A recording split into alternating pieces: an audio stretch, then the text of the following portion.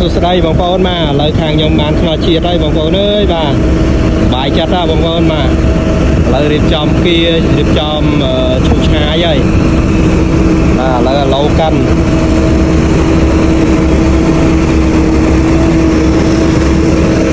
จังบางคนมาบานมากับเบียนมาช่วยกอมเตอร์กาแฟมะตังkiaพ่องแล้วบานขอเชียร์ได้ถูกหอยใหญ่บางคน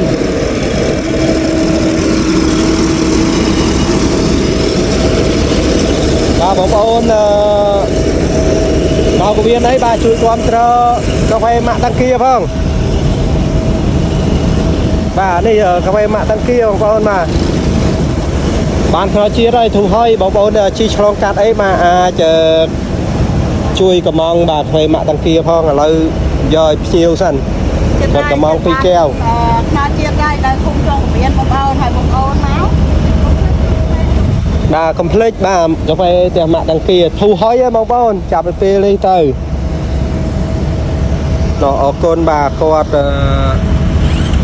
ជួយបាទទិញរហូតកាហ្វេម៉ាក់តាំងគៀបាទអរគុណបងប្អូនទាំងពីរបាទមួយថ្ងៃ2កែវមួយថ្ងៃ2កែវបាទគាត់កំងរហូត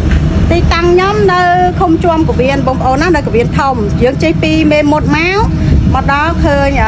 វត្តកវៀនជិះពីវត្តកវៀនហ្នឹងទៅហាយជា100ម៉ែត្របងប្អូនងាកមកខាងស្ដាំដៃគឺឃើញបងប្អូនណានេះខ្ញុំបងប្អូន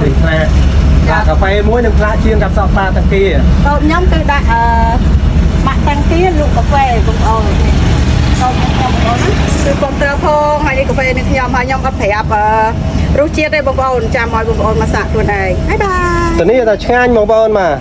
លក់ម្ដងដឹងតនេះថាឆ្ងាញ់បាទអញ្ចឹងបងប្អូនជួយគ្រប់គ្រងផងបងប្អូនចង់តំណែងតាមលេខទូរស័ព្ទនេះបងប្អូនមក097 72 57 484បាទជំរាបលាបាយបាយ